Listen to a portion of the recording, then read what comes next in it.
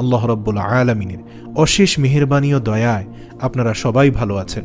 প্রিয় দর্শক, বর্ষাকাল আসন্ন হয়েছে। সারাদিন রিমঝিম বৃষ্টি।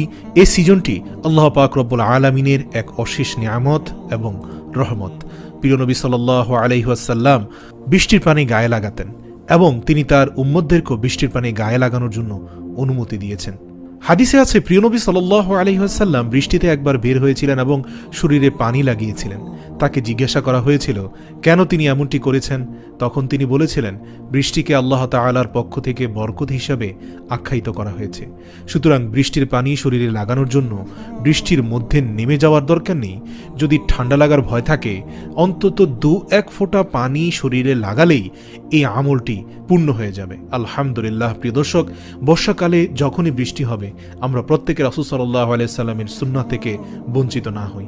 অন্তত 2 ফোঁটা পানি হাতে নিয়ে শরীরে লাগানোর চেষ্টা করবে। ইনশাআল্লাহ রাসূল সাল্লাল্লাহু আলাইহি সাল্লামের সুন্নাহ পালন হয়ে যাবে, আল্লাহর পক্ষ থেকে প্রাপ্ত রহমতের বৃষ্টির আমলটিও হয়ে যাবে।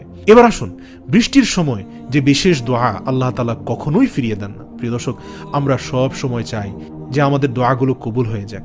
অসংখ্য মানুষ রব্বুল আলামিনের কাছে এই মনোবাসনা পোষণ করেন যেন তার দোয়া আল্লাহর কাছে কবুল হয়ে যায়, কিন্তু সব সময় বান্দার দোয়া কবুল হয় না আমাদের বিভিন্ন কবিরা গুনাহের কারণে। কিন্তু তারপর আল্লাহ রব্বুল আলামিন বিশেষ কিছু সুযোগ, বিশেষ কিছু সময় রেখেছেন যখন মানুষের দোয়া কবুল হয়ে যায়। যেমন শবে কদরের রাত্রিতে দোয়া কবুল হয়ে যায়, একইভাবে রাসূল সাল্লাল্লাহু আলাইহি সাল্লাম বলেন বৃষ্টির সময় যে কোনো প্রার্থনা আল্লাহ কবুল করেন। হাদিসের বিভিন্ন বর্ণনায় এসেছে বৃষ্টির সময় দোয়া কবুল হয়।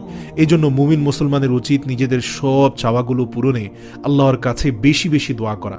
হাদিসের বিখ্যাত সব গ্রন্থের বর্ণনায় এসেছে যে সময়গুলোতে দোয়া কবুল হয় তার মধ্যে বৃষ্টি নাজিল হওয়ার সময়ে আল্লাহ তাআলা বান্দার দোয়া কবুল করেন। সুতরাং বৃষ্টি বর্ষণের সময়টি অনেক গুরুত্বপূর্ণ, তাই এই সময় আল্লাহর কাছে বেশি বেশি দোয়া করা। প্রিয় দর্শক, আপনার মনের যে আশা আছে, যে বাসনা আছে, রব্বুল আলামিনের কাছে চাইছেন, কবুল হচ্ছে না, বৃষ্টি যখন চলমান হবে, যখন মুষলধারে বৃষ্টি হতে থাকবে, তখন রহমত আকাশ থেকে পড়তে থাকবে, তখন সেই রহমতের বৃষ্টির উসিলায় আল্লাহ রব্বুল আলামিনের কাছে দোয়া প্রার্থনা করুন।